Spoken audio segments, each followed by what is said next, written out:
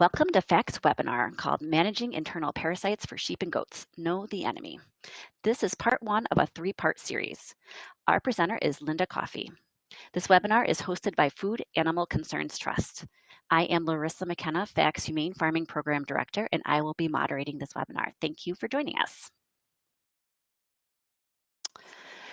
So to begin with just a few quick introductions, FACT is a national nonprofit organization that's headquartered in Illinois, and we promote the safe and humane production of meat, milk, and eggs. I direct FACT's Humane Farming Program, which provides a number of opportunities for livestock and poultry farmers. And this webinar is part of our Humane Farming webinar series. Please visit our website to learn more about all of our farmer services, including all of the other webinars that we have coming up this winter. At this time, I'm delighted to introduce our presenter, Linda Coffey, Program Specialist with NCAT and ATTRA. Linda comes from a family farm in central Missouri where they raise cattle, hogs, sheep, and horses. She holds a master's degree in animal science and works primarily on sheep, goat, and multi-species grazing issues. We are incredibly lucky to have her with us today and for some extra webinars coming up later to share her experience and expertise. So with that, I'm now going to turn the floor over to Linda so that she may begin her presentation. Linda, please take it away. Well, thank you, Larissa, and thank you all of you who have joined us today. I really am excited to have this opportunity. I work for the nonprofit, the National Center for Appropriate Technology, and I need to share a little bit about that first. It's a national nonprofit. We advocate for small-scale, local, and sustainable solutions to reduce poverty, promote healthy communities, and protect natural resources. And one of the ways that we fill our mission is by managing the ATTRA information service for farmers. And I don't know if you all have met us before, but I encourage you to check us out. We offer free technical advice on this 800 number, 800-346-9140. We answer that Monday through Friday, 8 to 5. And when you call, a specialist in some part of the country will answer. And nearly all of us are farmers, which I think gives us a very practical approach to your questions. We also have an excellent website with lots of publications, some of which we are going to be emailing to you tomorrow with Larissa's follow-up email. And we're putting a new focus on multimedia things. People learn that way. A lot of you learn that way better than through written materials. So we have developed tutorials and videos and webinars. We have a podcast which you can subscribe to or get off our website, and we have some wonderful online courses.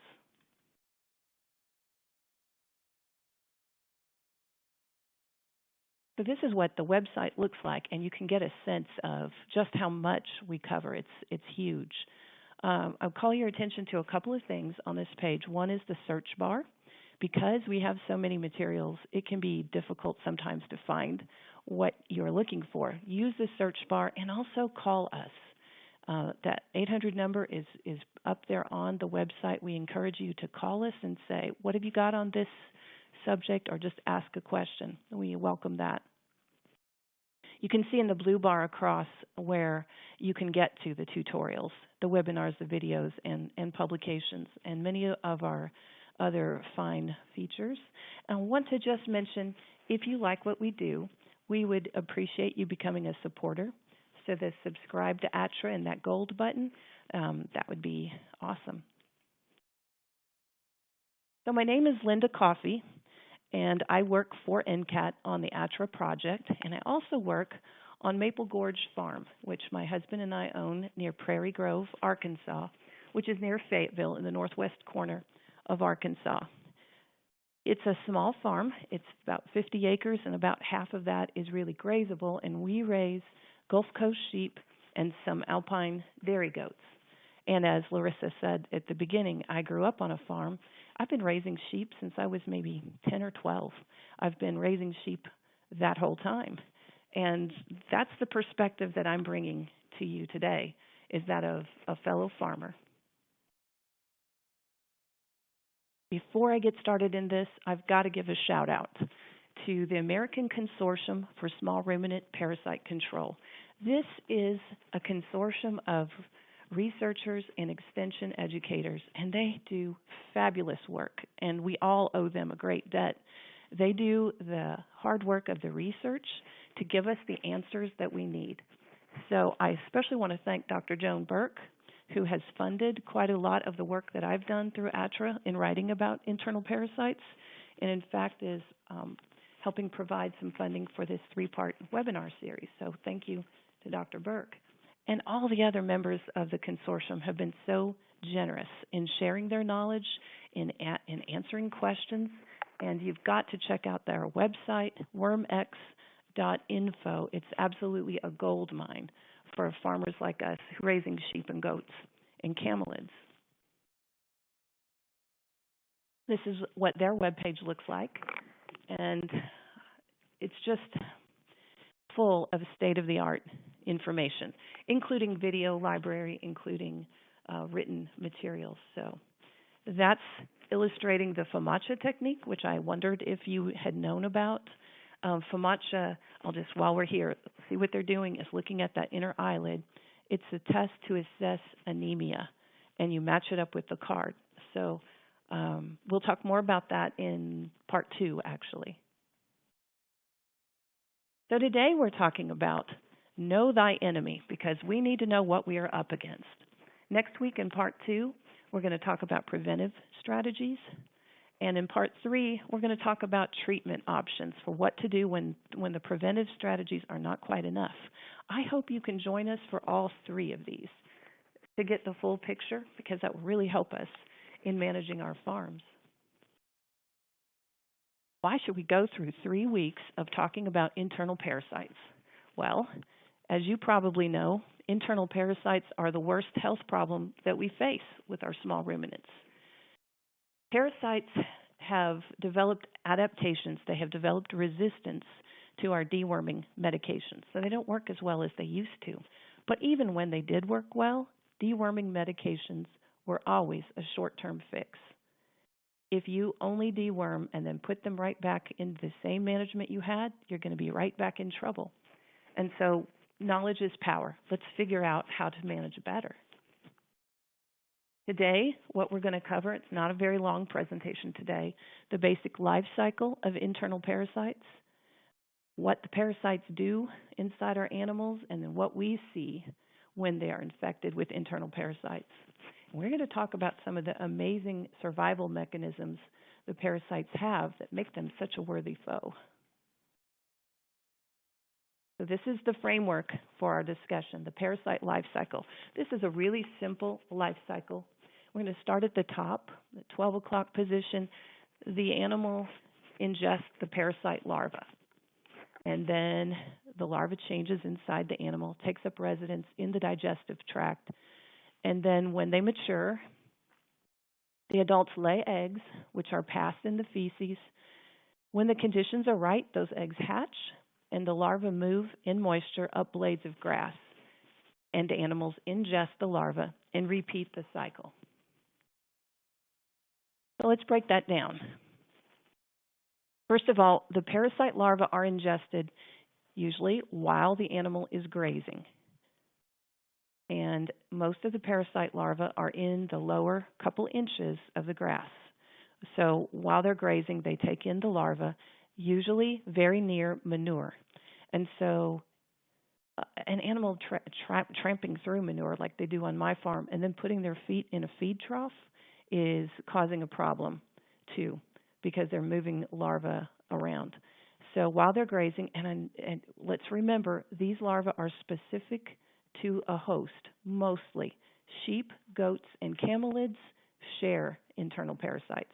So those of us who are raising both sheep and goats, that's increasing the number of parasites that our animals are exposed to. Cattle and horses do not share, and that's part of the rationale for multi-species grazing. So sheep, goats, and camelids share parasites. Cattle and horses do not, except sometimes baby calves can get barber pole, but on the whole, they don't share. So our animal has ingested the parasite larva. The next thing that happens is the adults are taking up residence in the body, the larvae and the adults. And what they do next depends on what species they are. So our big player, where I live and probably where you live too, is the barber pole worm, which you see in this photo up here. Homunculus contortus. Okay, so the red stripe is blood, which they've ingested from, I call them the victim, but the host. The white stripe is ovaries packed full of eggs. This is a very prolific egg layer. I've seen some numbers that are astounding, but definitely in the thousands of eggs per day, thousands each one. These animals, when they're as big as they get, they're about an inch long, and they're living in the abomasum, and they really like summertime. So what they're doing, they have a lancet on the end that scratches the abomasum, and then it starts to bleed, and they ingest the blood. So barber pole worm will cause anemia. Now, brown stomach worm and bankrupt worm are related. They're also roundworms, and they live in the digestive tract, but they don't suck blood. They're making their living off the groceries of the animals and off the mucosa lining, and they cause lesions. They kind of gum up the works.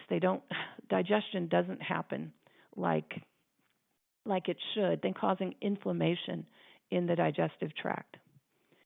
So they are going to cause diarrhea, but not anemia. Coccidia are not a roundworm. They're a protozoan parasite with a more complicated life cycle. That's the one that's shown here in this graphic.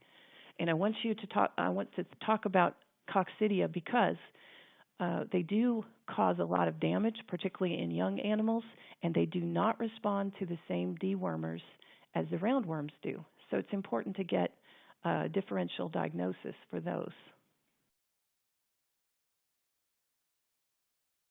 As I said, they don't respond to the same drugs, and it's important to know that they can cause permanent damage in the intestines. So if you don't treat them, that animal might always be stunted, just a poor doer, looks scruffy.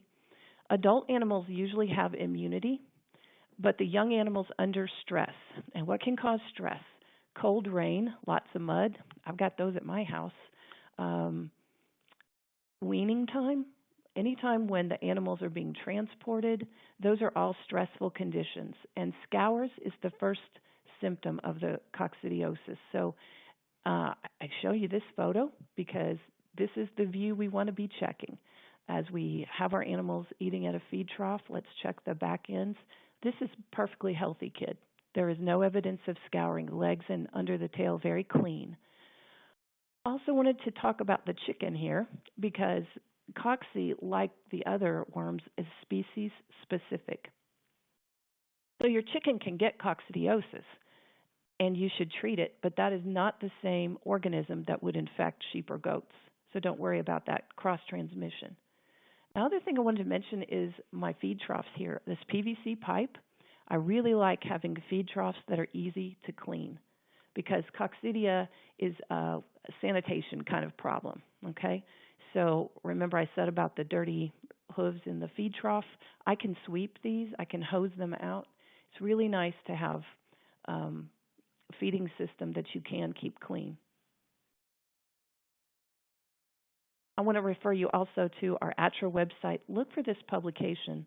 Actually, maybe we'll email this link to you about coccidiosis because it really is an important one to know about.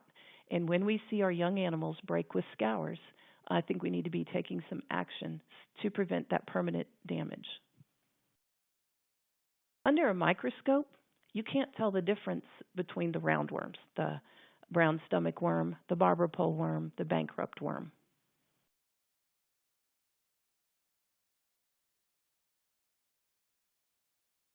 And all the internal parasites are going to cause similar symptoms. I'm thinking all of them will show, the animals will show low energy. They'll be lagging behind or maybe laying off by themselves. They will not want to eat. So when you are feeding your other animals, one that isn't anxious to come up to the trough, that's one to really hone in on, focus your attention on. And even if they do eat, remember about the parasites being inside causing lesions and causing damage inside the digestive tract, so that decreases digestion. So whatever they do eat, they're not getting good use of. And those worms are in there eating into your pocketbook, the old phrase said. So they are taking some of the groceries that the animal gets. All of these things are causing slow growth or weight loss. And it's particularly apparent if you've got a dairy animal. The lower production of milk is pretty dramatic, but it's also happening with wool or meat. And they just don't feel good. You can see by this animal here, just look first at the posture and how those rear legs are tucked in under the body. The head is kind of droopy, the eyes look dull. The tail is hanging down, which is not normal in a goat. And then we look at the thinness. You see the backbone is very clear and apparent, the hips, the femur. This is a very, very thin animal. If you can see on your slide, at the end of the tail, there's some fecal soiling. This animal has had scours at some point in the past. The ear is hiding under the jaw, so we can't tell whether it has bottle jaw or anemia, but just at a glance, this animal is very, very sick. And an animal that's heavily infected like this will be also shedding a lot of eggs onto the pasture. So in addition to the symptoms that we just talked about, if they're infected with barber pole worm, they will also be anemic, which causes some of the lagging behind and the low energy. And they may have bottle jaw. And so this photo in the upper right is showing what bottle jaw looks like. You see that little fluid underneath the jaw. That's called bottle jaw. In the lower left, I'm checking a goat for anemia, and I'm using the FOMACHA system, looking at that mucosa membrane, seeing whether she's anemic or not. But a worm that is not a barber pole worm may not cause any anemia, but they may have diarrhea, so scours. So again, just like with coccidia, let's look at the back of our animals and be looking for signs of trouble.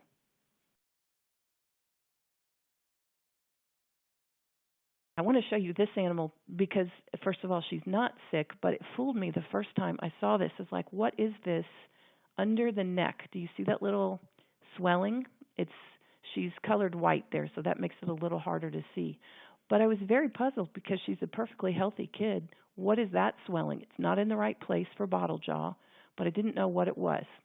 So I'm putting this slide in here to make a couple of points. You might not know what it is either. I had a mentor who, after I described the animal and where the swelling was, she said, "Oh, that's milk goiter. Nothing to be afraid of, nothing to be worried about." If you don't have a mentor, I highly recommend it. I also wanted to bring up the point that I knew that my animal was healthy, and you can know too by using the 5-point check. This is a technique where you assess your animals using your eyes and your hands, and we start with the eyes of the animal using the FOMACHA technique and the card to assess anemia. And then we feel for the body condition score over the backbone and the ribs, looking for weight loss, looking for whether they're getting enough nutrition. And we look under the tail for evidence of scouring, or is it clean? And we look at the coat or the wool. Is it shiny and smooth, like a healthy animal has, or rough and dull? In the official 5-point check, they look at the nose for nose spots, but that's not an issue for us, so I skip that. And I look instead at energy, vitality, posture. And let me just point out that you can do a lot of the 5-point check from a distance. When we go out among our animals, we can be looking for evidence of scouring. We can check out the coats. Are they looking good? Are they looking healthy? We can definitely look for the energy and vitality, and we should. 2 of these you kind of have to get in close, and that is the FOMACHA technique. But again, the eyes are not going to be the only symptom the animal is showing. So if an animal is not laying around or depressed or off feed, I've never seen one that had pale eyes that didn't also have those other symptoms. The back, though, I think it's really important because nutrition is so important for health that we get in the habit of, whenever we can, feel our animal's condition. Feel for how much fat cover they have, and just get a sense of whether they are well nourished or not. So again, if we looked at this animal, When I checked her eyes, she was a perfect 1 on the FOMACHA score, bright pink, no sign of anemia at all. You can see probably even in this picture, for a dairy goat, she's really fleshy. Her coat is very smooth, very shiny. Her tail was perfectly clean, and her energy, her posture, everything was perfectly normal for her, which is why I was sure that wasn't bottle jaw. Anyway, the point is, let's be looking at our animals. Let's be walking around. Let's figure out what's normal for them and pay attention to subtle signs. Moving back to the parasite life cycle. We've just discussed what damage they can do inside the animal, damaging the guts. But while they're in there too, they are beginning to mate and lay eggs, which are passed in the feces. And when conditions are right, those eggs will hatch and the larva will move. How the larvae move is in water, like this dewdrop. Can you see all those little white squiggly-like lines? Imagine those are larvae, and your animal taking one bite of grass can take in that many infective larvae to start causing trouble inside their system. And this is a numbers game. They can tolerate a few. It's when they get too many that they'll start to show signs of sickness. So anytime we have more animals in one place for a length of time, we're having more manure and more eggs. And those eggs are protected in the manure pellet. They can hang out on your pasture for a really long time. When moisture is present and there's enough warmth, they can hatch. And that doesn't take a whole lot of warmth. 50 degrees is enough for some of the roundworms, and even Homunculus, which really loves summer, hot, moist conditions, will start to hatch at 60 degrees. I don't know about where you live, but I can have 60 degrees days just about every month of the year in Arkansas. And they live a long time. In cool climates, they can live for 6 to 18 months out on your pasture. In hot climates, their metabolism is revved up, they develop faster, and thankfully they die faster. But it still takes 4 to 6 weeks for you to get any kind of dieback that's significant. So Dr. Burke did a study in Arkansas looking at what happens if you get off a pasture after 3.5 days and you don't go back for 35 days. The point being to let some of the larvae die. And she found that 35 days did help. You didn't have to deworm the lambs as often if you gave it that much rest. But longer is better. My friend Dr. Steve Hart at Langston University recommends 60 days of rest. And again, longer is better. Dry weather does help to kill the eggs and the larvae. They desiccate, they dry out. The cold weather, let me go back. Cold weather doesn't do as much good as you might hope. Larissa, up there with your snow, the eggs are safe under that snow cover, and they're not dying. They found Homunculus as far north as Norway. So even though it's a tropical worm, it can really have a wide range where it can be adapted. I have a very healthy respect for their survival, mechanisms. Once they hatch, again, when it's warm enough, when there's moisture, they can move up the grass blades, mostly, again, within the lower 2 inches, but there will be some higher than that, 3 inches, 4 inches. As you move higher up the grass blade, though, the numbers will definitely be decreasing. So the majority are down near the manure. They'll also move, the larvae also move down into the soil to shelter from bad conditions. And they can move sideways. They can be splashed with rain. So you might find a larva out 12 inches or even further from the manure pat. Still, think manure. Mostly where the manure is where the larvae are going to be. And again, with the picture of the barn lot here, if you've got a lot of animals coming back to a central point, like to get a drink or to come in for feeding, you've got a contamination zone. How long does it take for the life cycle? Well, that depends on the moisture, as I've said, and the temperature, and also on the animal status. But in the summer, eggs if they have moisture, can transfer to larvae as fast as 4 days. And then when they are infective larvae up on the grass blade and they're ingested, they can turn into an egg-laying adult inside your animal in 2 to 3 weeks in the summertime. So the total cycle can be, like, from egg to egg, it can be as little as 21 days or even less. And so you can see how if the animals are kept on one area, the problem just multiplies over the course of time. I said animal status makes a difference, and here's a couple of terms that are important to know. First of all, hypobiosis. I think of it as hibernation. So in hypobiosis, the parasites are hanging out inside the animal, waiting for spring. It is not a good time for them out on the pasture. Maybe it's too cold for them to do well, so they just have a safe harbor inside our animals.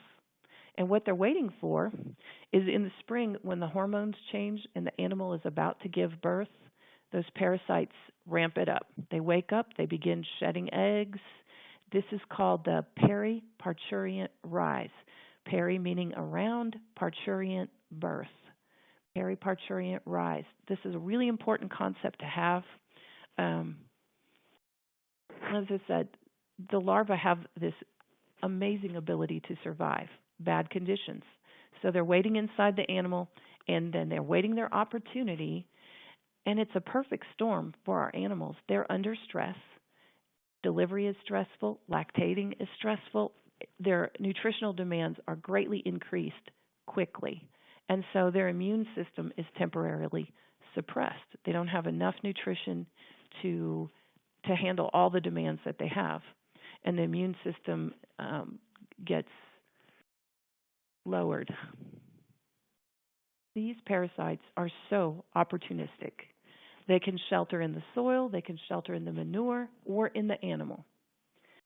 They slow down their metabolisms when it's cold, and they're waiting for spring and the peri-parturient time. And then they hit those young animals that have no immunity yet, and stressed animals, those that are not well fed, animals at weaning time or in bad climatic conditions, animals that have been sick, if they've had pneumonia, say, they're very vulnerable to parasites. Anything that has had to get on a truck and move, old animals like the ewe in this picture, are all very vulnerable. And let's remember that being infected with internal parasites is a stress in itself. So that can set them up to get pneumonia or other illnesses. And also, it's not only just one parasite that is infecting them at a time, because when the immune system is challenged with one parasite, then others also can take that opportunity. And again, when conditions are favorable, when it's warm, when it's wet, when there are a lot of host animals present and concentrated, they can mature quickly and multiply at a scary rate, particularly Homunculus contortus, the barber pole worm, that is such a prolific egg layer. So could our animals, my animals, be in trouble now? Well, as you can see, I don't have enough grass for grazing. I know that, but they don't seem to. They keep trying to get every blade of green that they can. The pastures are turning green, and the sheep are hungry for that. They have hay, and they eat some hay, but they also are trying to pick up blades of grass. They have just been lambing. They're under stress because of the peri-parturient rise, and we've had weather that gets really warm and then really cold, and then really warm and then really cold, which is, I'm hoping, stressful for the parasites. I'm hoping the cold spells have been cold enough to kill off some larvae. But I also know that over in the hay feeding area, there is some shelter for the larvae. So even if my animals aren't showing any signs right now, I need to be watchful. I'm looking for signs of scours or any animal that doesn't act quite right. And I'm going to have to be careful when it's time, when the pastures are really ready to graze. Later on in the spring, the area where we've been lambing has probably had a lot of eggs dropped on it. So it being a highly contaminated area, I need to be taking that into consideration as I get into the grazing season. It's been a kind of a frustrating talk, hasn't it? All this bad news, all this talk about the problems and not the solutions. But let's remember, sheep and goats and parasites have coexisted for thousands of years. And they can do it on our farms too. We're just going to have to be smart, use as many preventive strategies as we can to fight this enemy. And we need to know our animals and keep observing them so we see those subtle signs of trouble, and maybe change our management quicker instead of waiting till it's a train wreck. So what we're going to try to do is support animal health by keeping stress low, by giving them plenty of good nutrition, by paying attention to sanitation. Remember the clean feed troughs. And when we graze, we're going to try as much as we can to avoid the parasites as much as we can. This just requires thinking about how they get infected and how we can prevent them from being infected. We're going to select animals that are tougher. And then when we have animals that are sick, we will treat them, but only them, not the whole flock, not the whole herd. And we're going to use what we know about these parasites to plan our strategies. So I hope you can come back for part 2. Before then, let me tell you, this is my short list of resources. I really encourage you to check into these. First of all, the ATTRA website, and how you can find our stuff there about internal parasites is go to the bar that says Livestock and Pasture. Find the sheep and goat section or the animal health and nutrition section and see what we have. Check out the videos in our video library. Dave Scott, my coworker in Montana, has filmed some really concise, really good videos about FOMACHA, about grazing management, grazing to avoid parasites. Several of his publications are coming out to you in this email tomorrow, and along with some others. Don't miss the consortium website, wormx.info, and if you explore around there, you can find so much help with this problem. And if you're a goat producer, the Langston University website is one that I really want to point you to. They have an online handbook for dairy goat producers and for meat goat producers, a course that you can take. It's really good, and it's got chapters about internal parasite management. It's got chapters about grazing management. It also has little tutorials about fecal egg counts and body condition scoring. So lots of good stuff on Langston's website. And if you're a sheep producer, the American sheep industry has produced some educational webinars that are archived, so you should check those out. I didn't put this on the list. I don't know how I missed it, but SARE, Sustainable Agriculture Research and Education, SARE.org, is a great website, and they funded a lot of the internal parasite research that we have reported on. It's a searchable database. I know some of you are very interested in natural dewormers. There are farmers who have experimented with that, and it might be good for you to go find out what they found out rather than have to reinvent the wheel, so to speak. So I encourage you to check out SARE. I'll put this on the next webinar. I will try to have a resource list that can be emailed out to you with these on it. And before next week, I think it might be good for you to do a little homework. I'd encourage you to go out on your farm and just look around and say to yourself, what are some sources of contamination? Some places where you know there's too much manure, too much chance that they'll be taking in some infective larvae. Do you notice any animals on your farm that have symptoms? We've talked about what those are. Specifically look for those that are lagging behind the others, are laying off by themselves. Look at hair coats, although this time of year nobody's at their best, I don't think. Look for scours. Look for anybody that just isn't thriving. And ask yourself about how susceptible are your animals right now. Remember, the animal status is important. Are they about to lamb or kid? Are they milking? Are they crowded up on a pasture? all coming into a central area? Just put some thoughts into that. And then, is your nutrition adequate? And the way to assess that is feel the backbones. Especially with my sheep, that wool can hide a lot. So unless I can get in and feel of the animals, I don't really know. So I encourage you to check your animals too. Thank you very much for your attention and for being here. And I hope that you feel like you have learned some valuable information. And that is it for this presentation, Larissa. I'm ready for questions. Excellent. Thank you, Linda. That was wonderful. A lot of great information. And like Linda mentioned, we will be sending out a whole bunch of information that appeared on the slides, and as well as the slides within the next day or so. So you don't have to, scribble down everything right now. We do have a good bit of time for some questions. So that left-hand chat bar, feel free to submit. And like I said, we will read them and respond to them as possible. Linda, there were a couple that came in during the presentation that I can, maybe you can field one about coccidia, and because it's in the soil, if it is found in a fecal sample, does that mean that the lamb should be treated, or should they only be treated if they're exhibiting active symptoms like the scours, because that treatment can be so harsh?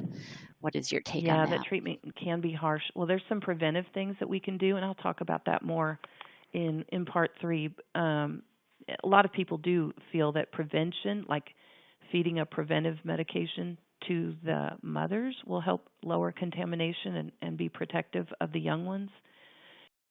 All of the animals will probably have some coccidia in the fecal sample. It's as I said earlier, it's a numbers game.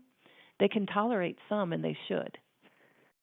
But if it gets overloaded, that's when you're going to see illness. Does that make sense?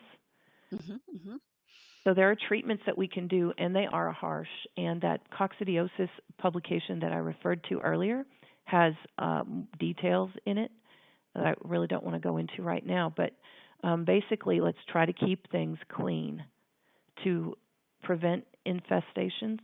And you can do a preventive medication like Bovatec or Rumensin for the mamas to help lower contamination on the farm.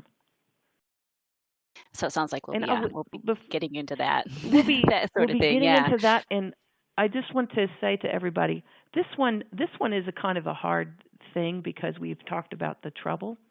But next week we're going to start talking about really what we can do to fight back, and that's way more fun to talk about and to listen to than this topic has been. But yes, go ahead. Well, that's what I was going to say. There are some questions that came in that might be, better suited for next week. But I'll read them, and then we can either take them now or we can hold them. But or defer. Okay. Yeah, the question is: would pastured poultry run behind the sheep or goats help control the larva? Well, they can help. They can help by scratching up the pellet. Remember that pellet is a good thing. Although my chicken, I don't know how many chickens you would need to do significant amount of help. Anything that exposes that larva to sunlight and drying can help. So if chickens are pecking and scratching, that can help. Our soil organisms can help. Earthworms, dung beetles. So keeping a good, healthy soil can help. Thank you. Yeah. I don't know how many pastured poultry it would take. I was just trying to think that through. If you think about the quantity of eggs we're talking about. Yeah. I think more helpful than chickens would be cattle. Yeah. And we'll talk about that next time. Little teaser. Question. Is there a parasite cross between the small ruminants and white-tailed deer that you know of?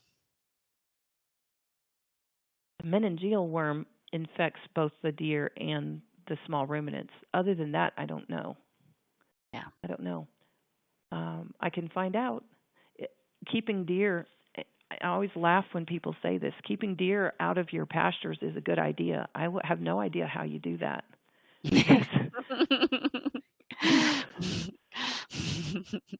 like keeping goats in. Mm-hmm. Worse. Hmm. Let's see. So another question that came in. Thank you for that. So question is, you mentioned the contamination zone. Would there be any practices that involve spraying natural elements, powders routinely to control the parasite population?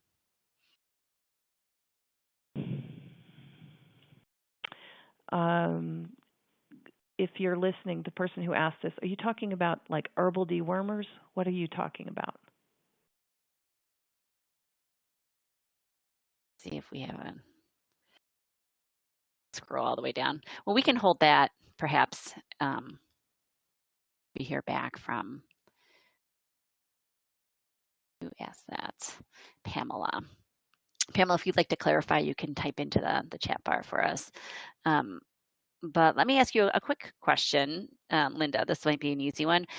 Where can you get a FAMACHA card?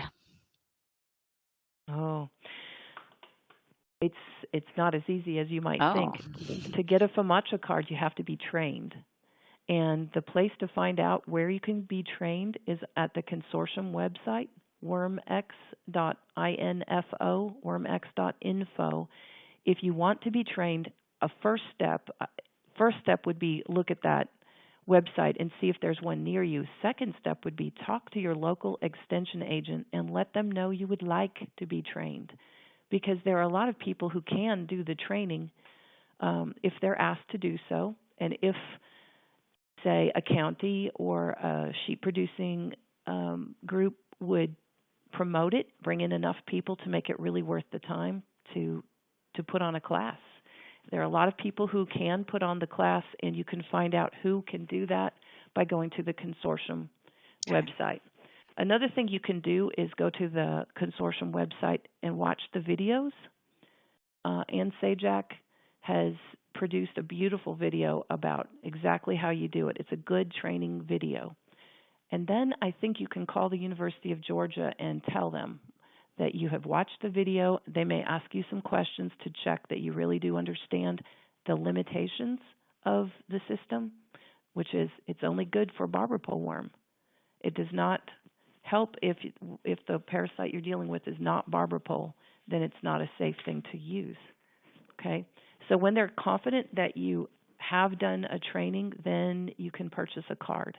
So it's a bit of a process because they don't want people using it improperly, because if you don't understand that it's only for barber pole worm, as I said, you can get into a train wreck waiting for signs of anemia when you've got sick animals all around. Mm-hmm. Does that make sense? Mm-hmm. Mm-hmm. I didn't know that. I So, didn't know that was, yeah. yeah, so wormx.info, look for where you can be trained, and look also for the videos so you can learn more about how FAMACHA is done and when it's done, when it's useful, when it really isn't. Right now, this time of year, Homunculus contortus is not likely to be our problem because it's not summer yet. So we can have animals, particularly when those young animals get sick, it's not likely to be Homunculus yet. Later in the summer, yes. So just looking at the FAMACHA technique would not be sufficient. Mm-hmm. Mm-hmm. I do encourage you to get a card, though, and I'm glad you all are interested in it. I see somebody put on the FAMACHA training link in the chat bar. Can you send that out later, Larissa? Yeah, I absolutely can. I'll actually post it too right now, just so folks have it, and then I will send that in the follow-up email. Well, we have a lot of great Awesome. questions. Whew.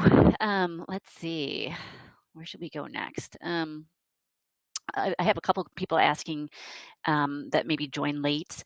This webinar is being recorded and will be available for the actual recording of it. The audio and visual will be sent out, and the slides themselves. So if you did miss some of the beginning of it, you can catch up in time for part two.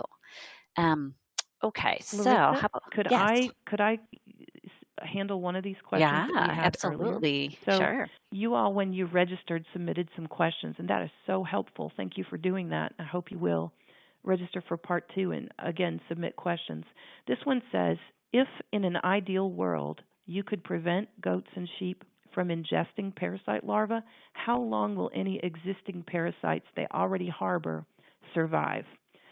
So I checked with my friends at the consortium about this, and they actually have an answer because they have put animals in a dry lot situation where they could not be reinfected and then done fecal egg counts. And 6 to 8 months, they're still getting eggs shed. Not as many, but 6 to 8 months is the answer for how long they can survive inside the animal. A little daunting, isn't it?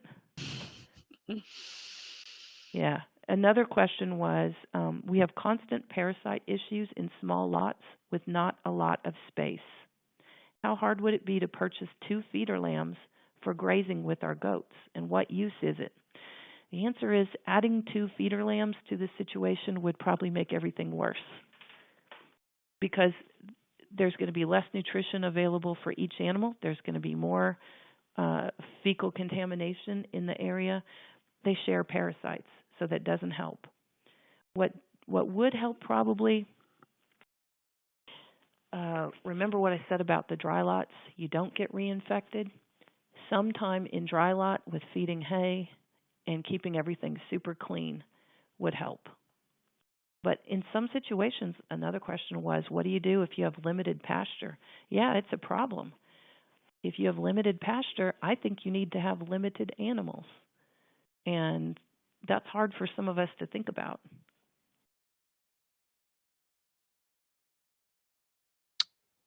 Thanks for clarifying all that, Linda. And I appreciate the questions that come in with the registration as well.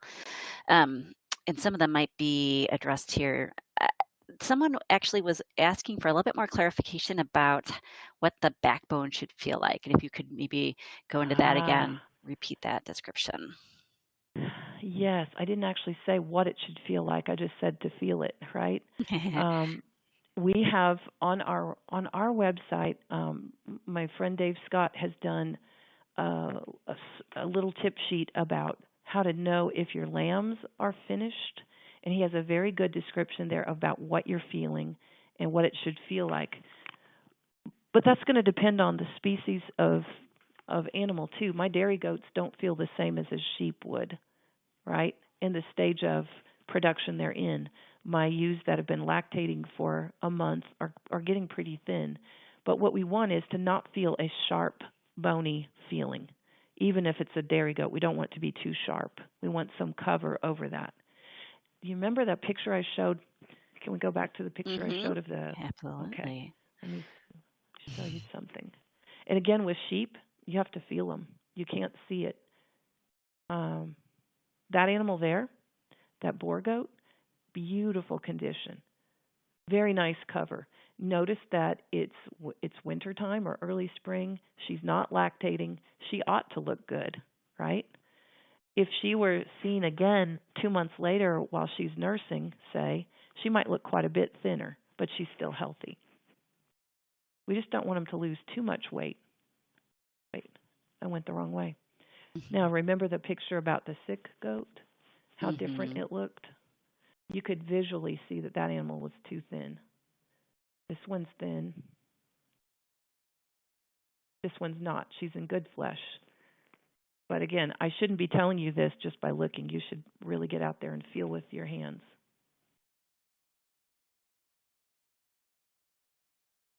That one. One more, I think. Oh, yeah. Excuse me. That sick one. We should be knowing that we're in trouble a long time before they look like that. Does that answer the question? About the backbone? Yeah. Yeah. Since we're already going back a couple slides, there was a slide that had the various types of parasites on it. I think it was even further towards the beginning. The microscope one? Yeah. Oh, there you go. This one? Is that the one? I believe so. Someone was wondering where they could probably find that. If they're here it is. Intervet. Intervet. Good question. Yeah. I should have mentioned that when I was there. Excellent.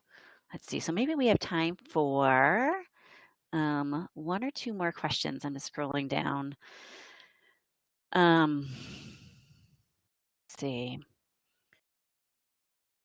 I saw one up here. So is there any research that shows that certain breeds are more parasite resistant? Do you know of anything? And maybe that's something we're going to be talking about Yes, in and a we're going to future talk about that quite a bit next time. But I will say here, yes, there are breeds that are more resistant, but there's a lot of variation within the breeds. So, and I am going to talk about that next time, but this is something to consider. Breeds that are parasite resistant became that way because of selection. Maybe not a formal selection. I'll use my breed for an example. The Gulf Coast sheep were here. This is a Gulf Coast sheep. They became parasite resistant because they were managed in such a way that it was sink or swim, so to speak. The tougher ones survived and the weaker ones did not. They were turned loose with no management, no extra feed in the Gulf Coast region of Louisiana, and only the ones that could handle a parasite load managed to survive that. If you stop selecting for that ability to manage the parasite load, the breed loses that characteristic. Does that make sense? Mm-hmm. And even though, listen, even though these are parasite resistant, it's possible to manage them in such a way that they will get sick. It's not their fault, it's the management's fault. If they don't get enough nutrition, if they're put under too much stress, you can still have one whose immune system will be overwhelmed. So it's a good idea to check into resistant breeds, but then again, it's not the only thing you need to think about. So many variables to consider, which is why we're Yeah, so that's lucky to part of have why you. this is such a challenge. Part of why this is such a challenge. um, Well, thank you so much, Linda.